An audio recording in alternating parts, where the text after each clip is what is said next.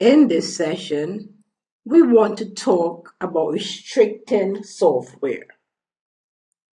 We're going to be using software restriction policies and app locker rules to restrict software. Now, users need to have access to the applications that help them do their jobs. However, sometimes unwanted applications get installed on client computers, whether unintentionally or for malicious or non-business purposes. The point is that if software is installed on your client computer and the administrator is not aware that that software is on your computer or has not authorized that that software be installed on your computer, then the software is not maintained or secured by the administrator. And besides that, that software can be used as an entry point for attackers to gain unauthorized access or spread computer viruses. Therefore, it is of the utmost importance for you, the administrator, to make sure that only necessary software is installed on all the computers within your organization. It is also important for you to prevent software that is not allowed or no longer in use or no longer supported from running on the computers in your organization. In this lesson, we're going to look at how we can restrict those types of software using software restriction policies and app locker rules. Software restriction policies were introduced in Windows XP operating system, and you will find software restriction policies in Server 2012 and Server 2012 R2, and they provide backward compatibility. Software restriction policies are made up of rules and security levels. The rules within the software restriction policy determines how the software restriction policy will respond to any application that's being run. Now, the rules are based on certain criteria, and these criteria apply to the exe files in the particular application that is being run. We have a hash rule, and a hash rule is simply a fingerprint of the file. We have a certificate rule, and the certificate is a software publisher certificate that is used to sign a file digitally. Then we have the path rule, and that is the path where the file is stored, and we usually mean by file the exe that runs that file. We can use a local path, or we can use the UNC path with the server / and the share where that file is, or the particular location where that file is. And then we have the zone rule, which is the internet zone rule. The software restriction policy also has what we call security levels. And there are 3 available security levels.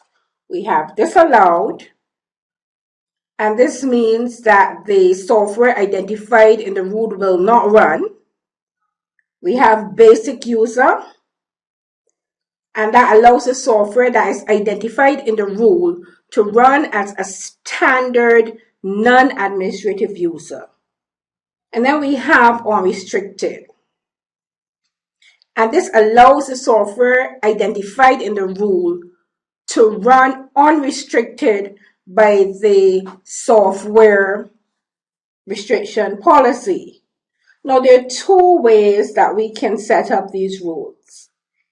If you know the applications or programs that you want to run within your organization, then what you could do is you could set a default rule to disallow all software except the ones that you want to run. So what you're going to do then is to go to each piece of software that you're going to allow to run, and you're going to put each piece of software to unrestricted. So again, your first option, disallow all software. Leave that as your default rule. And then, if you know the list of software that you want to run, you could then go and allow each piece of software that you want to run. So only the software that you will allow is going to run for that option. And then you have a second option. What you can do is allow all software to run. And then the software that you don't want to run, you will individually restrict that software.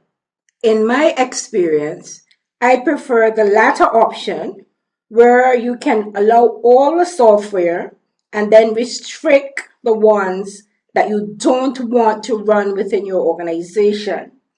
My reason for saying that is sometimes software carry dependency software with them. So you're not always sure what other software is a dependent for the main software that you're running. So if you allow all software to run, you wouldn't run into a problem where a user will come and tell you, well, this software is not working or is not working properly. And it might have been because there's a dependent piece of software that needs to run with that you might not have known.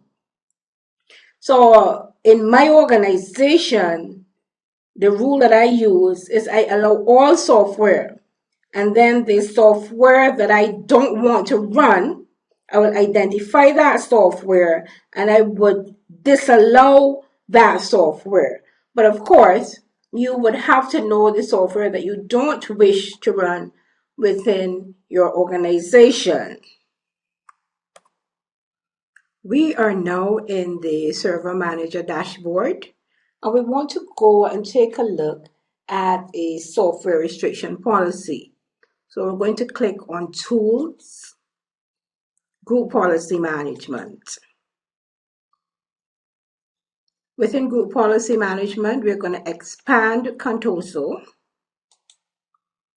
And we see we have here the Finance OU. We actually want to place the policy on the Finance OU. So we're going to right click on Finance and say, create a GPO in this domain and link it here. We're going to call the GPO Software Restriction Policy.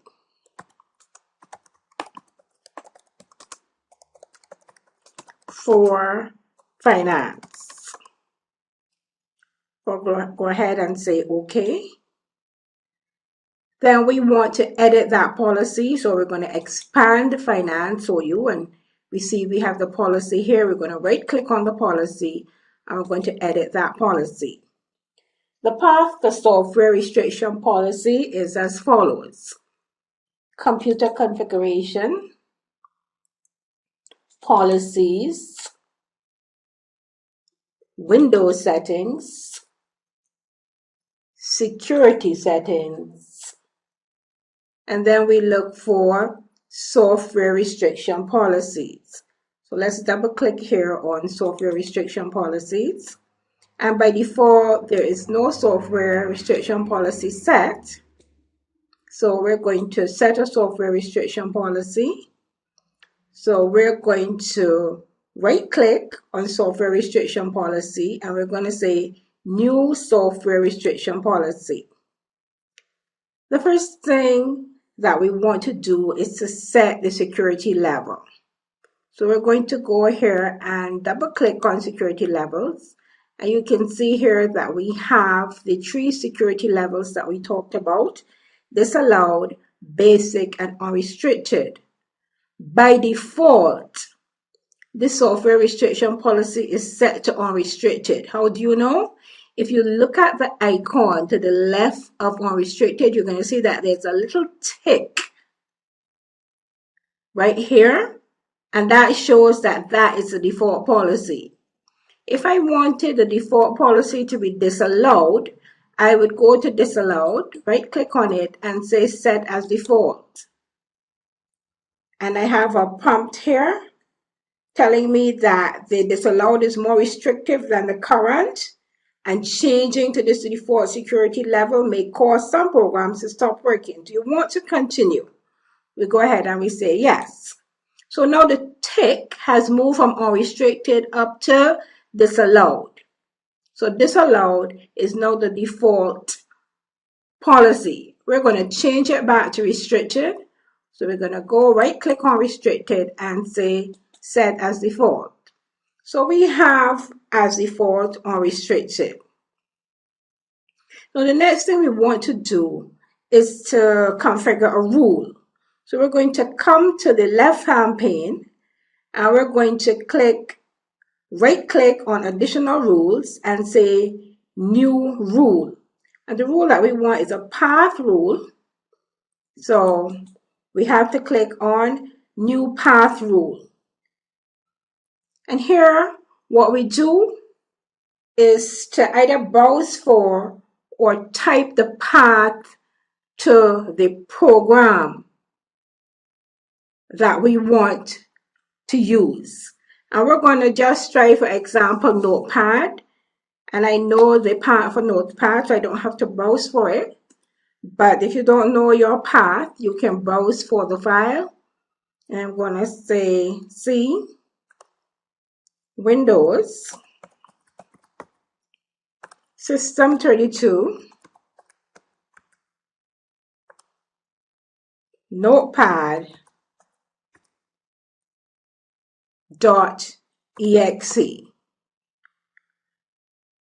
And if I don't type the name right, then it wouldn't work. You have to actually type the exact name of the exe file, which is a file that runs that program. Now, you could be using any file as long as you type the exe path for that file if you're going to use the path rule. And here again, you get to change the security level: disallowed, basic user, or unrestricted. So the administrator gets here to choose what basic level he or she wants. You can put a description. A description is always good so that another person, another administrator, will know exactly what you have done and what you're doing. And you click apply here and you say OK. So now you have set a path rule, and the default here is unrestricted. So that's just one way how you would set the software restriction policy. And remember that software restriction policy is backward compatible. It is used for previous versions of software where you have a client computer that maybe is not a Windows 8 or even a Windows 7, and you want the policy to be placed on that computer. Next, we want to look at App Locker, which is also a software restriction policy, but this one we use for the newer operating systems. We now want to take a look at the App Locker policies. App Locker was introduced in Windows 7 and Server 2008 R2. App Locker is applied using group policy. You can also apply individual app blocker rules to individual Active Directory users as well as the objects within the OU. App blocker, just like the software restriction policy, is used to restrict software that maybe is not allowed to be used in the company, that the company no longer uses and has replaced with newer software that is no longer supported within the company. That means that you're not getting updates for that type of software anymore. Or maybe you want to restrict software to certain departments. The rules that the app blocker policy be based on are derived from the digital signature of the file. The attributes include the publisher name, the product name, the file name, and the version. Let's take a look at an app blocker policy. To access the app blocker policy, we're going into Tools, Group Policy Management, and we're going to go to the Client Computer OU. We're going to right click on the Client Computer OU, and we're going to say create a GPO in this domain and link it here. And we're going to call this policy App Blocker Software Restriction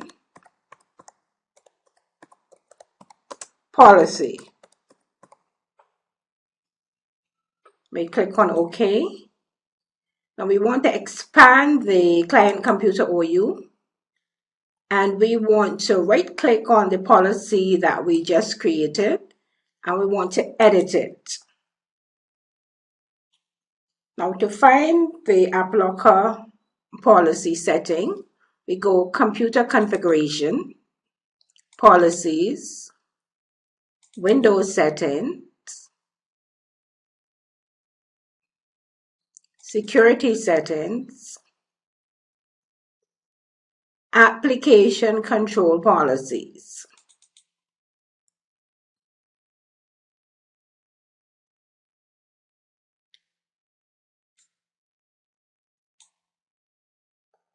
In the left-hand pane, we want to expand Application Control Policies, and beneath it we see App Blocker. We want to expand App Blocker, and here we can see the 4 rules: executable rules, Windows installer rules, script rules, and package app rules. We want to right click on executable rules. Let's double click on it first, then right click and say create new rule.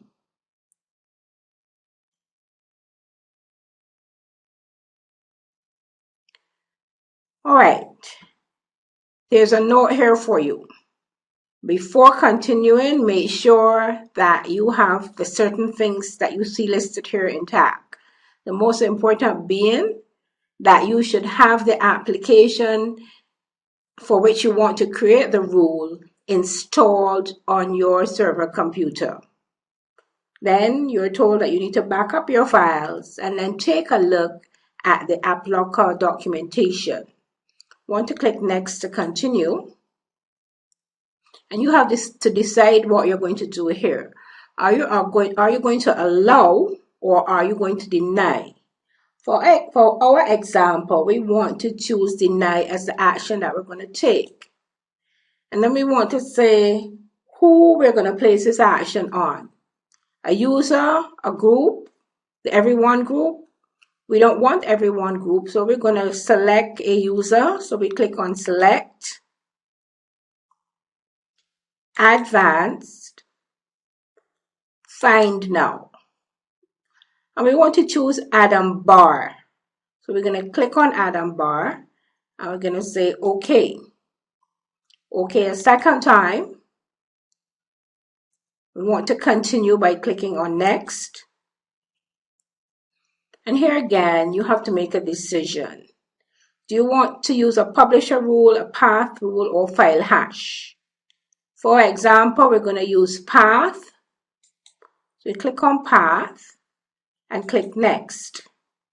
Now you can browse folders or you can browse files to find that file that you want to deny the user access to.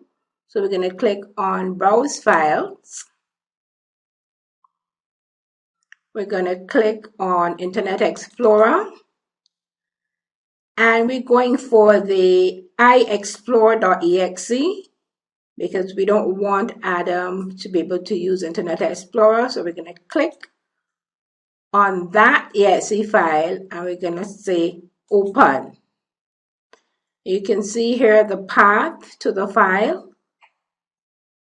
And we want to go ahead and click on create because we don't want any exceptions for this particular rule for our example. So we're going to click on create. When you click on create, you're going to get a pop-up message. The pop-up message is telling you that the default rules are currently not in the rule list for this rule collection. When creating rules, it is recommended that you also create the default rules to ensure that important system files will be allowed to run. Do you want to create the default rule now? And we go ahead and say yes. You can see the default rules here. The default rules allow access to the system files. If you cut off access to the system files, then the user wouldn't be able to use the system at all. So the program actually creates those rules for you, allowing everybody access to all files located in the program folder and in the Windows folder.